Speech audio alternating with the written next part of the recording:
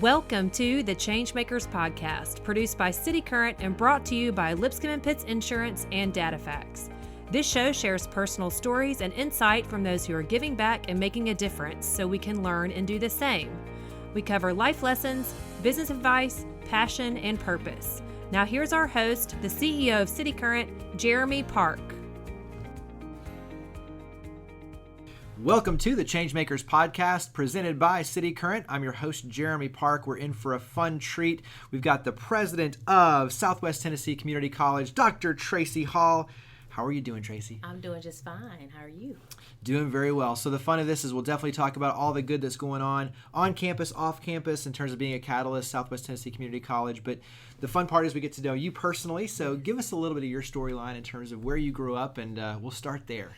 Okay, well, I am a St. Louis native, just down the road from Memphis, so I guess we're like cousins, I guess you could say. You could say that. Born and raised, of course, in St. Louis, as I just said, and in an area that you may be familiar with called Ferguson. It's been on the news a lot, so that's my neighborhood. That's the area in which I grew up. And born to a wonderful mom, single mom. At 19 years old, she went to college and then discovered that she was expecting this little package. And so her direction in college was detoured because of me, but she went on and made a great life for us. But even though she wasn't able to fulfill her dreams, she made it very clear that college was where I was destined. And so I ended up going to college. My plans were to be a journalist. That's what I wanted. I thought that after graduation I would go, I'd be in New York being this big time journalist. That did not happen. I ended up meeting this guy and married him. And after he graduated, running through a lot of my life really quickly. Yeah. But we the abridged version. Abridged version. We ended up in Wichita, Kansas. So that's a long way away from New York City. But he was in the military. Gotcha. And so we were stationed at McConnell Air Force Base in Wichita, Kansas. And so I find myself with a bachelor's degree in communications in Wichita, Kansas. And so I started at Wichita State University in my master's program, and just met one of the faculty members, Dr. John Gaston. He said, "So what do you want to do?" I said, "I don't know," because I was supposed to be in New York. He said, "Well, are you interested in teaching?" And I said, "Well, I hadn't been interested in teaching at all." He said, "Well, if I can help you get a graduate teaching assistantship in which they will pay 75% of your tuition and you will receive a stipend. What do you think about that?" I said, "Teaching sounds like a fine that sounds interesting, profession." And so that's what began my road on the education path and being an educator. I had not planned, but it worked out where I was teaching speech and mass communication, intercultural communication. Yeah.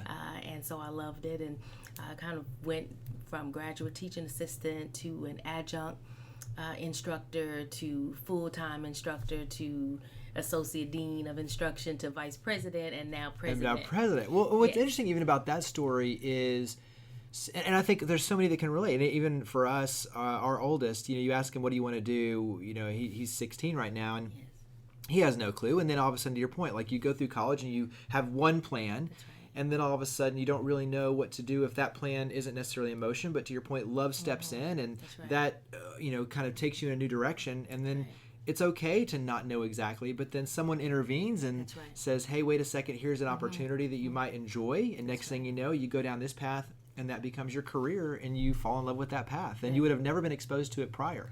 I would have never been exposed to it prior. And as you said, it's okay to have a plan B and a C. Mm-hmm. I think sometimes when young people focus on just one avenue and that doesn't happen, and then they have no backup, or they haven't considered an alternative. And so that was my story. I hadn't really considered. In fact, when I mentioned my mother wanted me to go to college, well, I went and I obtained a bachelor's degree, but I had no idea that I would go and try to get a master's degree. Graduate school was in my future, or getting a doctoral degree. Right. That was not in the plan. I was going to be in New York City as a journalist. And why New York, I don't know, but it just seemed like a glamorous place. But now you can visit whenever you want. Well, I have a son that lives there. There you go. So he's living my dream there. So that's great. So it works out. But even then, you think, okay, if you whittle it down and kind of look at the core, as a journalist, being a storyteller, Yes. looking for the truth, Yes. trying to help people, right? And, That's right. at the end of the day, that still is the ethos of what you do. Right, absolutely. And so you can look at all those, I guess, transferable skills. And you're right. I am a storyteller. Sometimes people probably want me to speed up because I have to tell the story. I have to paint the picture. And so that's that journalist background in me. And we talked, I think, a little bit earlier about human interest. Right. And how do you capture people's attention? And people like to know about people. And at Southwest, we have a lot of stories about our students, and all throughout education, it's about people. It's about helping people. And so I'm not in New York. I'm not telling the story in that way, but I am telling the story throughout my career in another way. Absolutely. Let's go back to your mom. I want to touch on a few things, and then we'll dive into Southwest Tennessee Community College. Give us maybe one lesson or kind of a thought that really puts a smile on your face when you think about your mom. Well, I'll tell you, I was talking to someone the other day, and they were complaining about a position, their job, that they had a lot of things that had been dumped on them, and they felt as though they weren't being appreciated. And I was sharing how when I felt that way in previous careers, and going to my mother and saying, they're giving me all these different tasks and not even in my job description, and everyone else is being promoted and I don't see it happening for me. And she would always say, just wait. Instead of looking at the negative of you having so much more to do, think of all the skills you can gain from each of those roles, and you will find that it's going to pay off. We are a very spiritual family, and so she said God doesn't put anything more on you than you can bear, and he's preparing you. And so you may not be able to see it right now, and right now you're looking at all the work and that everyone else is being promoted, but he is preparing you. And so just wait on him. And I'll tell you what, everything that I've had to do in previous careers, and in this one particular position where I was overseeing marketing and communication and athletics and career and technical programs and special events and room reservations, all of that, I see that every day now. And so it has prepared me for the role that I'm in now. And so that advice, in addition to many others, but that advice really sticks with me. And do you find that you now share that advice with your family? I do. I have. say that's great transferable advice. Yes, it really is. It's just wait. It's just find all the skills that you're gaining. A lot of times we look at the present and we look at only, well, I feel that I'm just being taken advantage of, or I think that I'm getting all these requests to do all these things and everybody else is getting paid, I'm not getting paid. But find what you can get from each of those different opportunities, and then take that and grow. Build your resume, build your leadership skills, and eventually it pays off. Absolutely.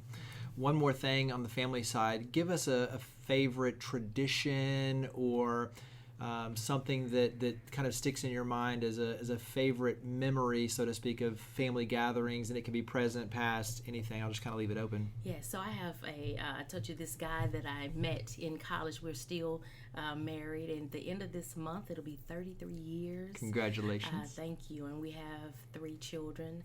One's here in Memphis, 28. I have a 24-year-old in New York, living my dream, which is great. Living what I thought was my dream. Now I'm living my own dream. And then I have a 17-year-old son. And so we are if we had an island and it was just the Hall family island, I think we'd be okay. My husband says this all the time because we really enjoy each other. We enjoy just spending time together, looking forward to Thanksgiving. We do nothing really, I'd like to say we do all these fabulous things on Thanksgiving. No, we cook, we eat, and we go to the movies. Nice. After the nap. Hey, but it doesn't have to be complicated. It can be very simple, and to your point, just enjoying family time. And that's what we do. We just, my husband's a basketball coach, and so this is basketball season, so we spend a lot of time at games.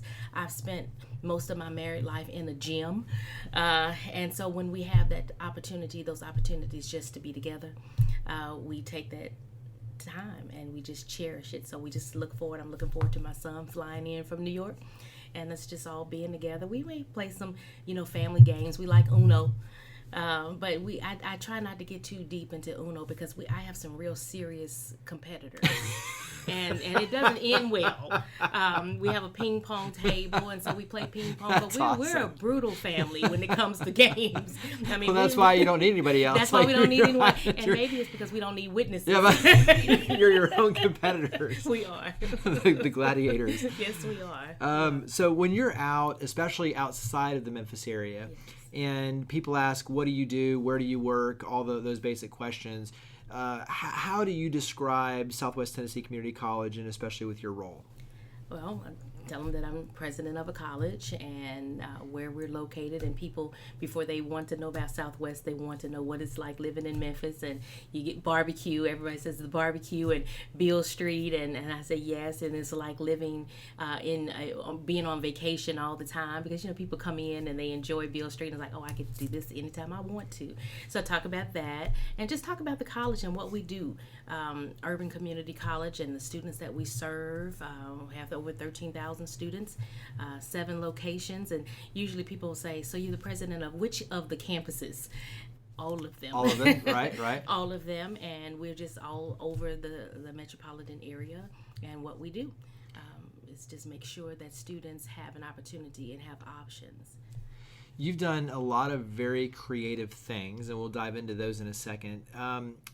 Once again, for listeners, because this is a global audience, paint the picture, and obviously that's very hard to do through a microphone, but paint the picture of the students that you serve, because you do serve a very broad base of students. Yes, absolutely. I borrowed this from someone, Dr. Irvin McPhail. Years ago, he was president of a community college in St. Louis, and he called our students, which the students were of very similar background here as Southwest, at promise. And that has stuck with me all of these years because that's really what they are. A lot of times we talk about at risk. And just think about that. If you are a young person growing up always hearing negative terms applied to you, you're at risk, you're dysfunctional, you're underserved, you're under, everything is negative. Think about what that does to your psyche. And so when I heard Dr. McPhail say at promise all those years ago, it stuck with me because that's really what they are. All of us really are at promise. We have not reached our full potential, and all it takes is someone to take an interest in us. Mm-hmm. And I think about my story.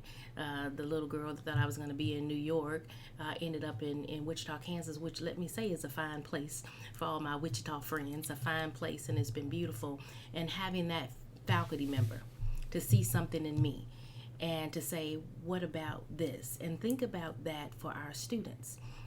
If you look at them in terms of what they have in store as opposed to maybe what their past have been, and how can you bring that out in them?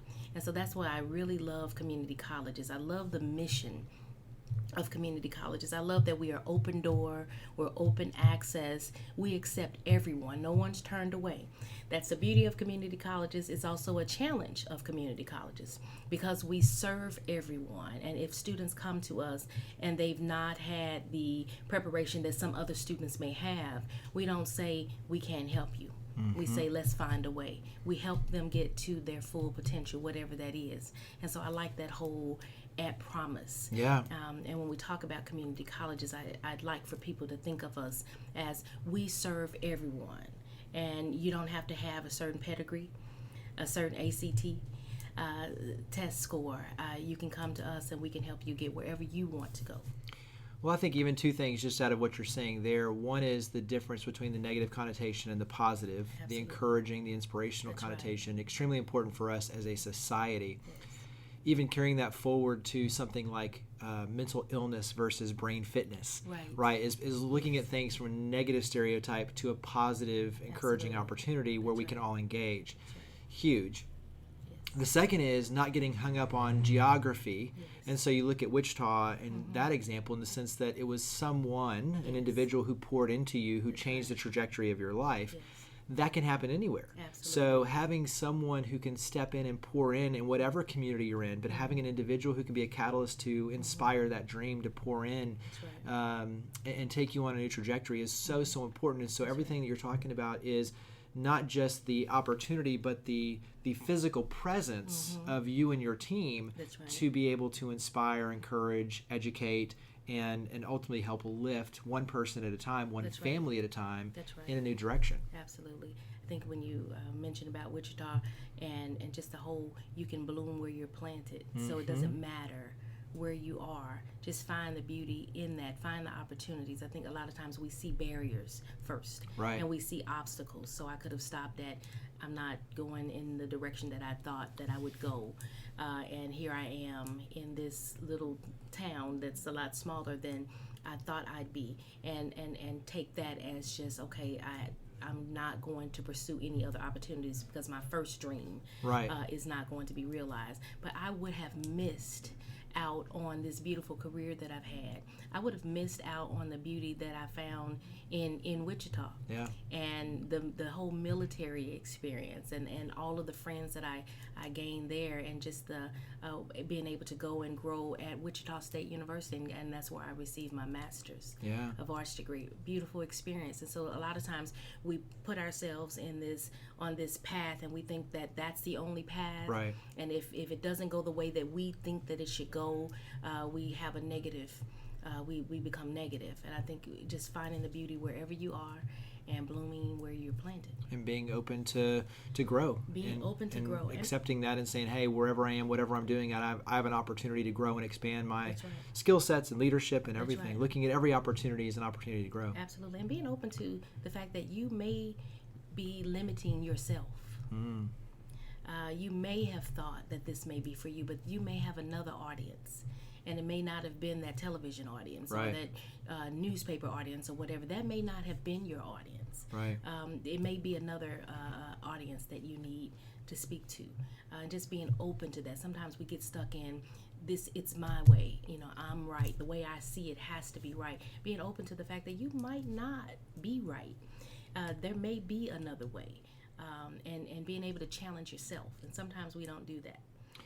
I think that's a big lesson even for myself. As the older I get, the more I realize there's so many ways to get to the same end goal. And a lot of times it's not one is right or wrong. It's just different ways of getting there and ways of looking at things. And I give the analogy of there's a 6, I see the 6, but you see the 9. We're just standing on opposite sides of the thing, and it's the same number. That's right. But it's the reality of, to your point, being acceptance of other ideas, other ways, and that I might be wrong. That's a part of leadership is self-reflection, but stepping back and realizing, okay, it's not about me, it's my ego, it's about we and getting to the right place and helping the most people. Absolutely. And when you're working as an educator or any field, but being an educator, you always have to think about is what is the mission? It is not about me. And you can't get caught up in that and in titles.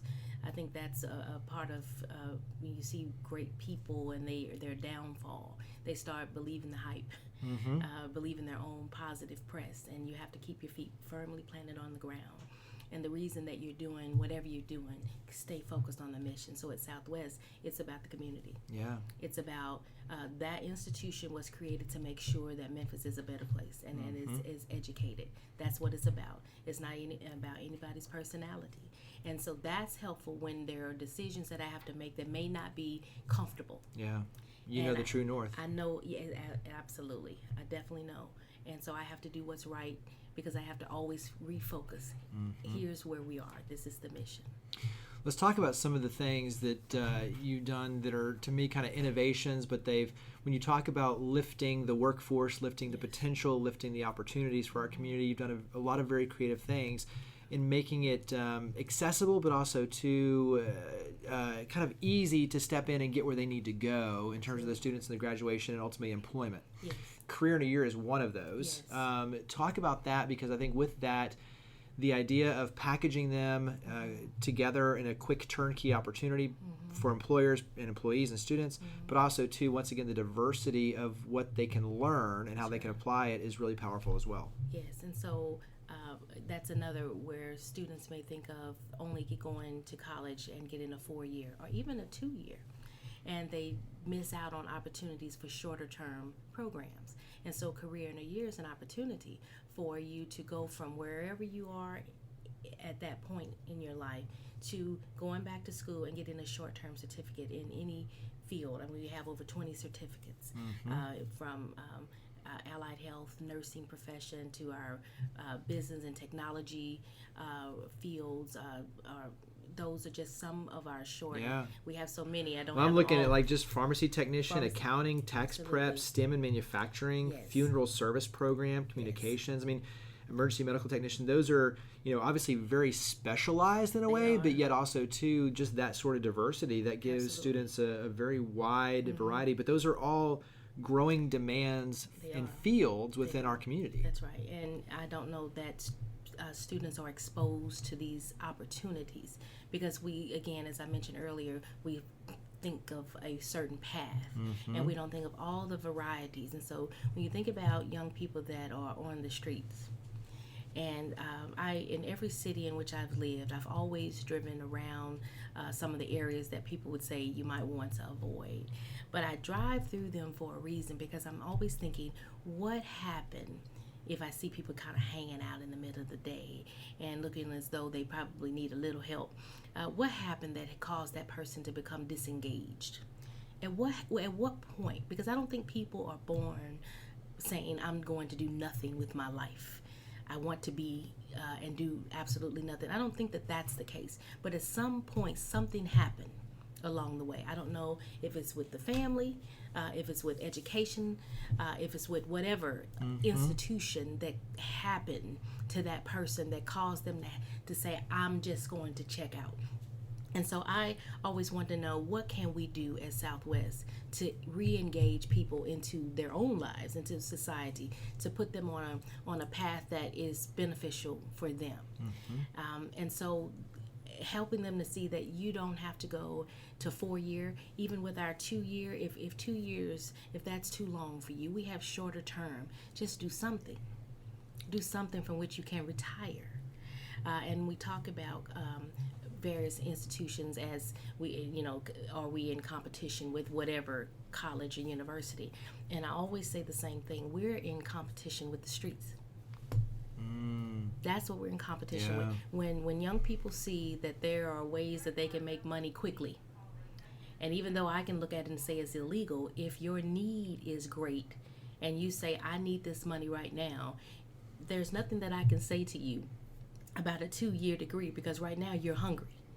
And if I tell you in 2 years you can have a degree, and you're saying, but today I'm hungry, today my family needs this, then how do I meet that need? How do I close that gap?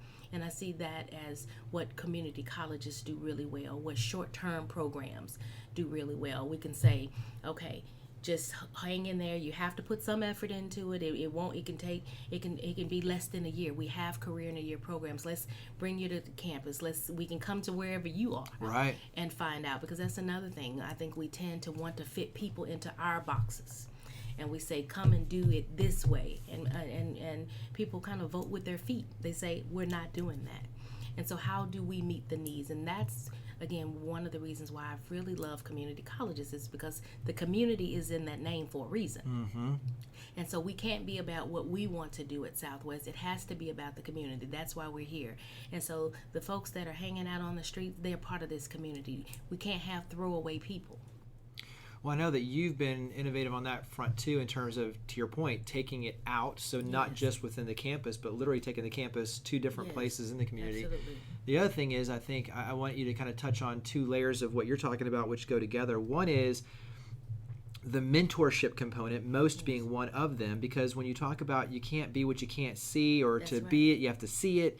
That goes together with it in terms of exposing, but also to guiding and helping people helping people.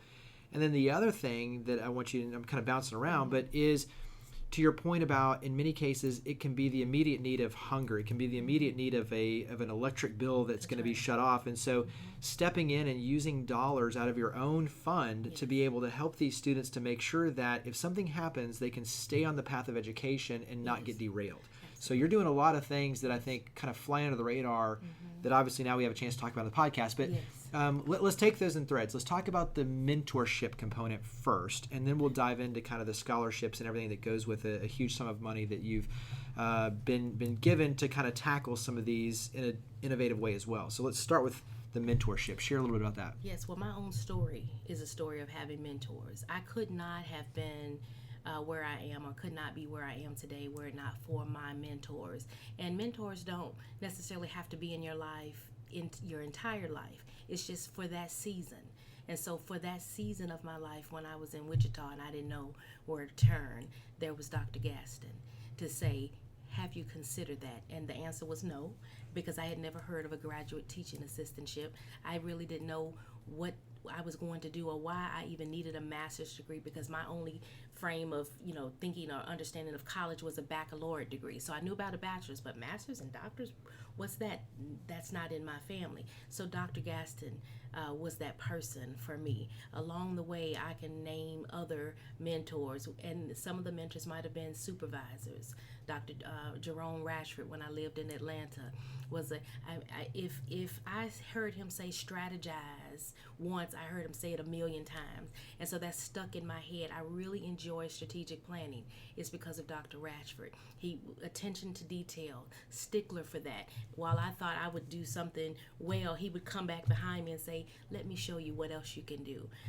And so, I mean, along my path, I've had that. Before I became a president, I went to the Thomas Lakin Institute, which is seasoned presidents that help those of us that want to be presidents.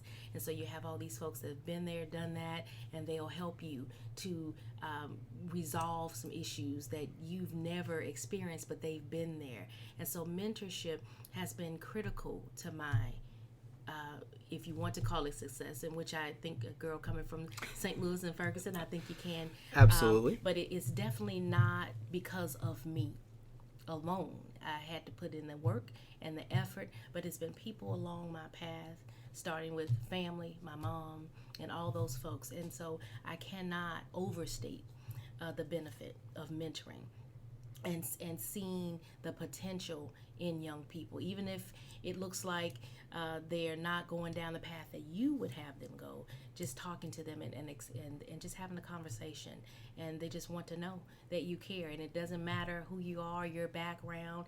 Anyone can mentor a young person. It's just helping to steer them in a direction that will be beneficial to them, and not something if they don't know what their path may be. Just helping them out.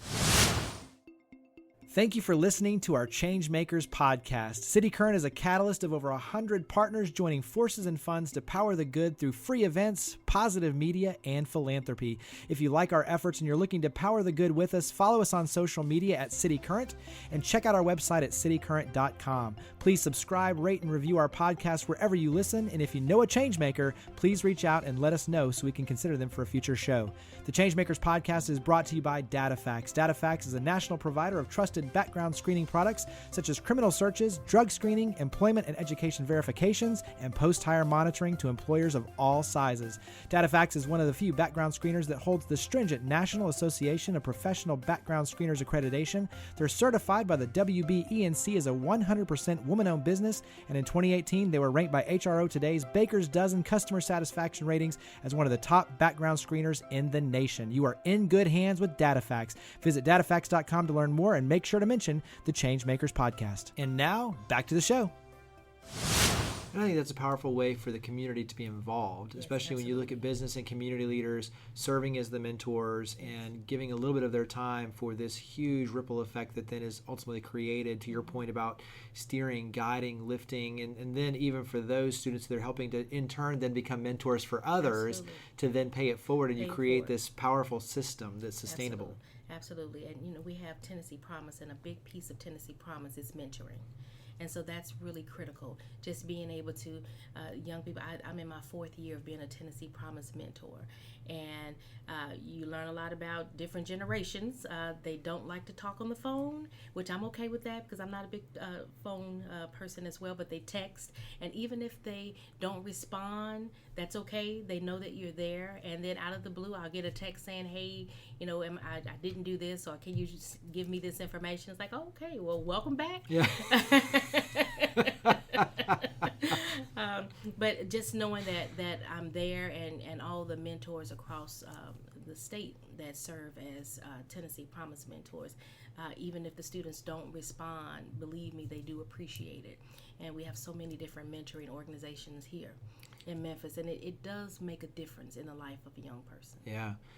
Before we step over and talk about kind of fulfilling the gaps, let's talk about, so $2.1 million on your end, and this is an opportunity to make sure that everyone, regardless of skin color, has a chance to really succeed. So talk about what this money is and kind of how it's being used over the next few years, and the design, and then we'll shift gears from there. Yes. So we began working to close achievement gaps, to improve our processes at Southwest in 2016 with Achieving the Dream. And so with that's where we stopped the enrollment decline, and we've seen the enrollment growth and all the positive things from Achieving the Dream work. The Strengthening Institutions Programs Grant, or the SIP grant, that will allow us to continue that work. And it's a wonderful affirmation of what we've done and that we're on the right path. And so now what we're doing is honing in on what happens in the classroom. So with Achieving the Dream, we focused on all of the wraparound support services. We focused on the processes, getting students into the campus. And now we're looking at how do we keep them. So again, we have the wraparound support services, but about 80% of the time a student spends on campus is with the faculty.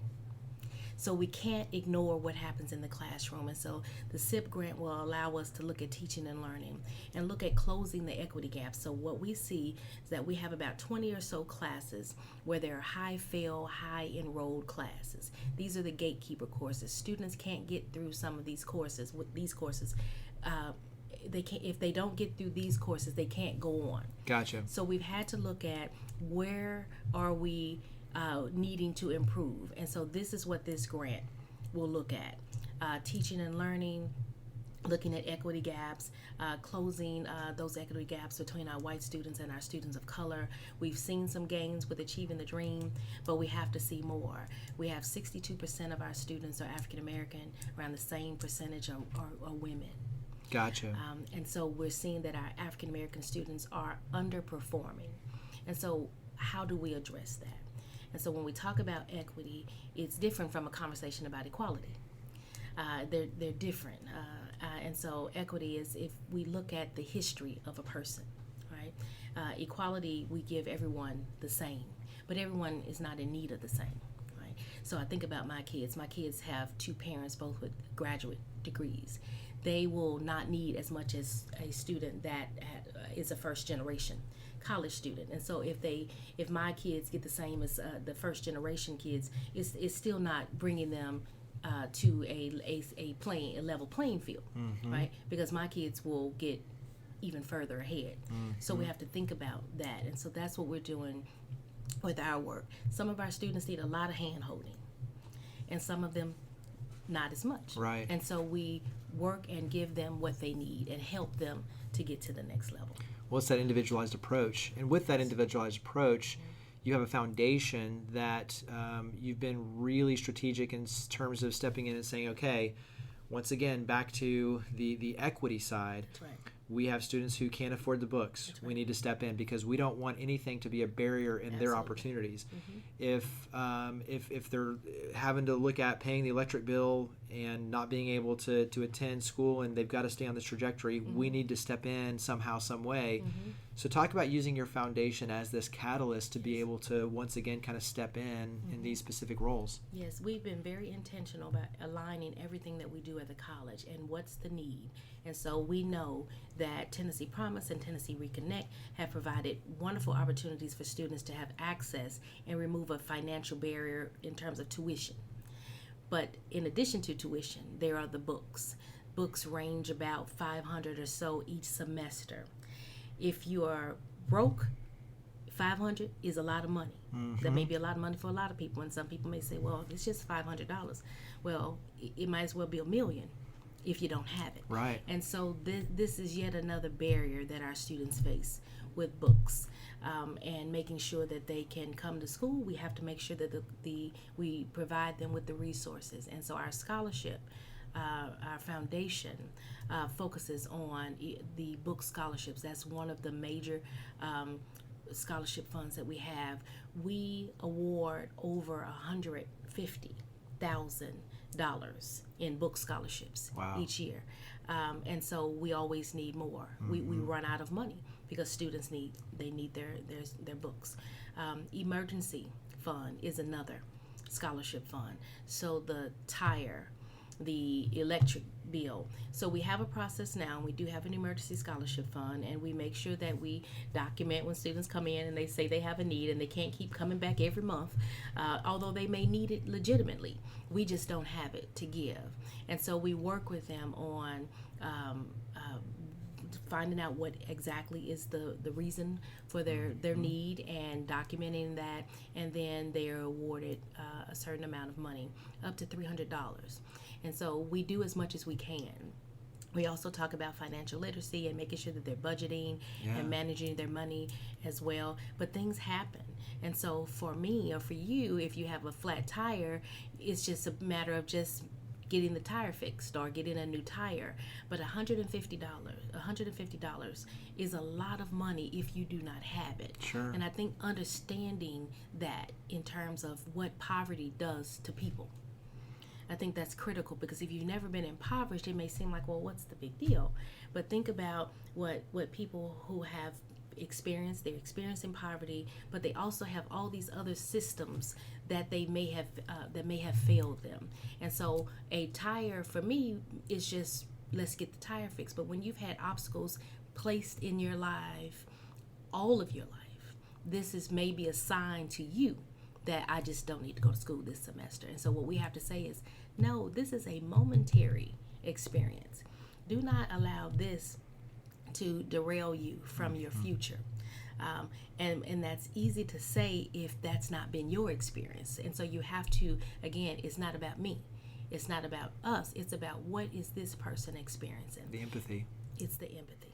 That's right. Well, and I think that's where, when I look at, you in Southwest Tennessee Community College as a change maker, it's not just the education side, right? It's this holistic approach to taking care of community and what that means and looks like, and the shape then that it takes, and the constant evolution of that. But ultimately, it's like, how do we make sure that everyone has the opportunity and the support, whatever that needs to be able to ultimately find success. And I think that's where, when you start looking at the big picture of what you're doing, that's where all these little pieces are so critical to the success in the big scheme of things. Absolutely. And so what I've talked about now in my fourth year, heading into I've already begun my fifth year here.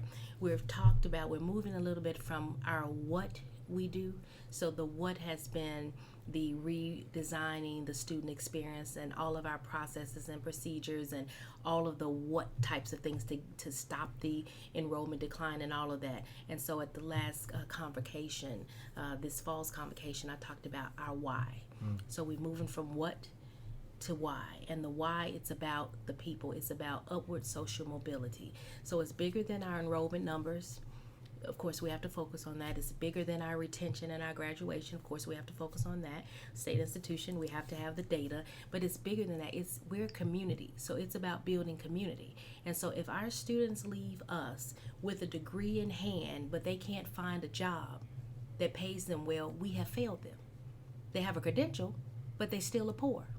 So if we're not giving them an opportunity to move to the next level, then we fail them. If we are not looking at what we teach and it's not rigorous, and so they're not prepared for that next level. So if students leave us and they write poorly, have we helped them or hurt them? I think we've hurt them, even if they have a degree. So even though we know we have to have the credentials, we know we have to look at the numbers, it's much bigger than that. It's about this person being able to go, whether they transfer to the University of Memphis, they need to be at the junior level. They need to be ready to go as a junior. If they go right into the world of work, they need to be career ready.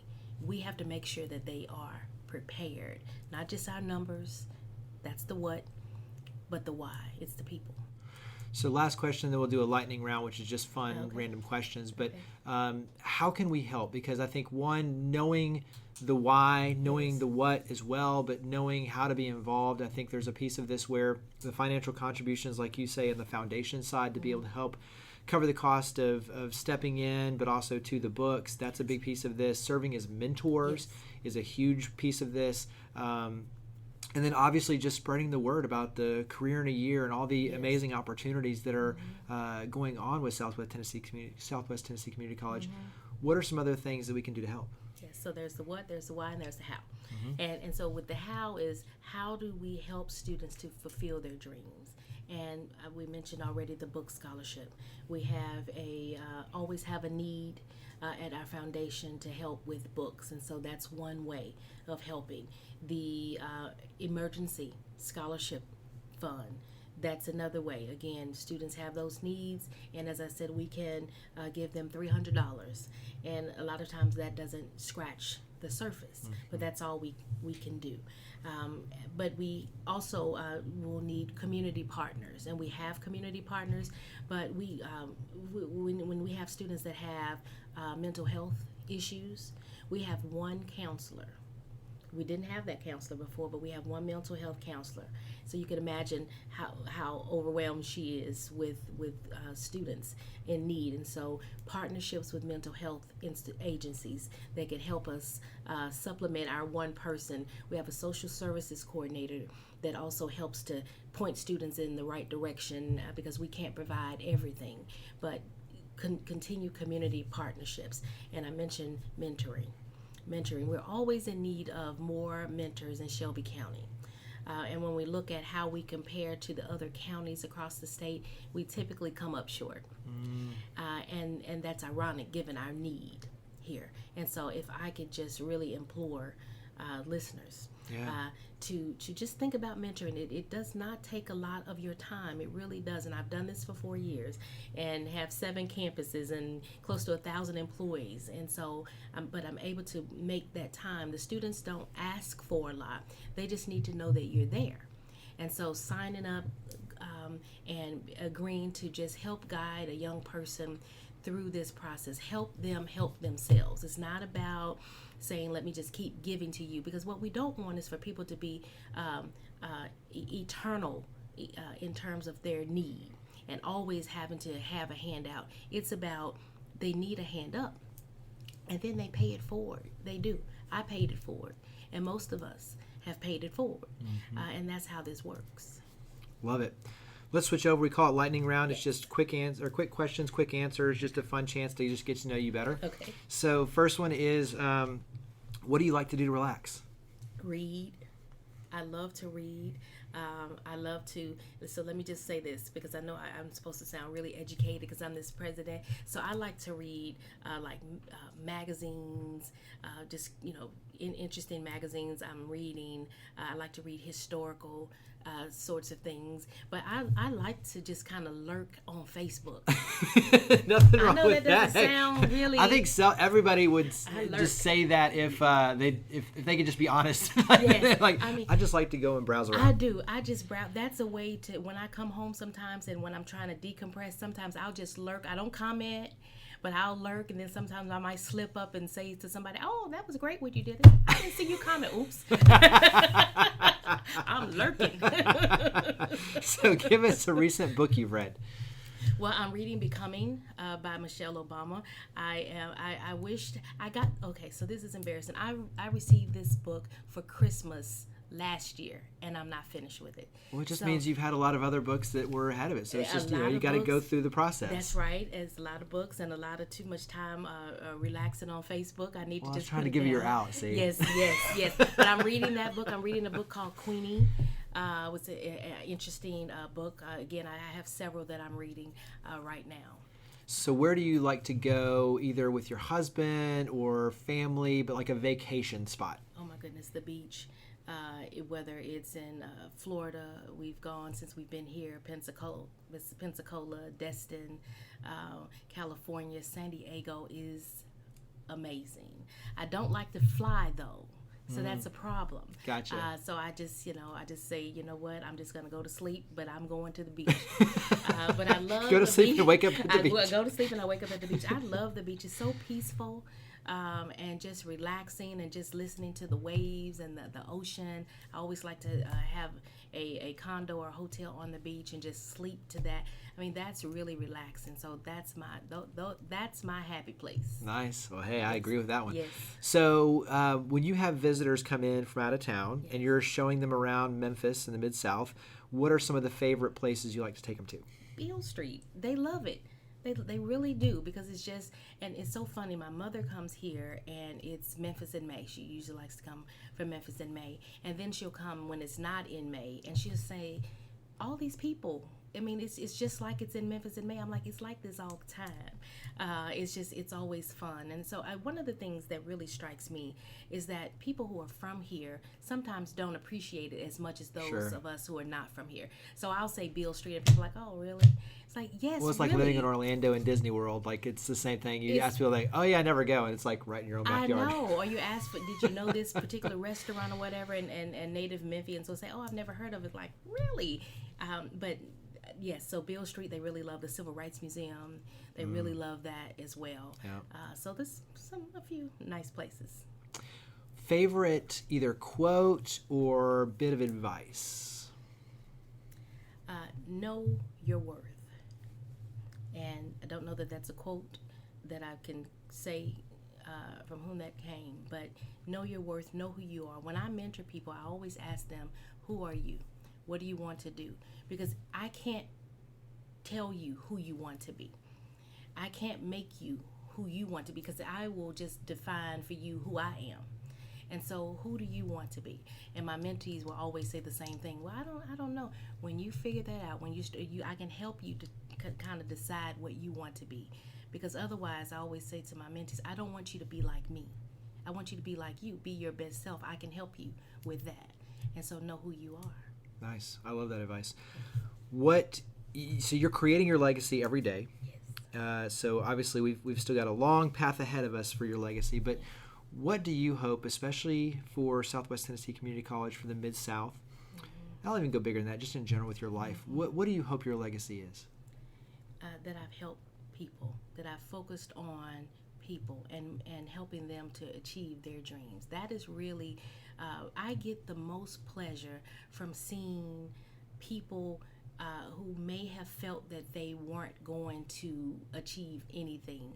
I get the most success from seeing them flourish. When I see people grow, when I see people who feel that they aren't leaders, assume responsibilities and for different tasks and do a great job, and they start to get that confidence in themselves, I get more pleasure seeing them than in anything that I do personally. And so that's what I hope my legacy is, that people know that I care, that I am wanting you to win. Nice. Last question is always the easiest one, is where do we go to learn more? So website, social media, where would you direct us all for Southwest Tennessee Community College? Okay, well, our website is www.southwest.tn.edu. Our phone number, 901-333-5000. And we're on social media, Twitter at Southwest TN. Yep, so Facebook, Twitter, Instagram. Facebook, you make it very easy where it's all the same handle, Southwest TN. Southwest TN, that's us. Well, Dr. Tracy Hall, thank you for all you do. You are definitely a change maker, you and your whole team with Southwest Tennessee Community College. So thank you very much for being a guest on our podcast. We appreciate it. Thank you so much for having me. We appreciate you. Thank you for listening to the ChangeMakers podcast, produced by City Current and brought to you by Lipscomb & Pitts Insurance and DataFacts. To learn more about our guests and to share your stories of others leading by example, visit us online at citycurrent.com and follow us on social media using @citycurrent. Please make sure to subscribe, rate, and review our podcast wherever you listen. Now, think big, start small, and act now. Be a change maker.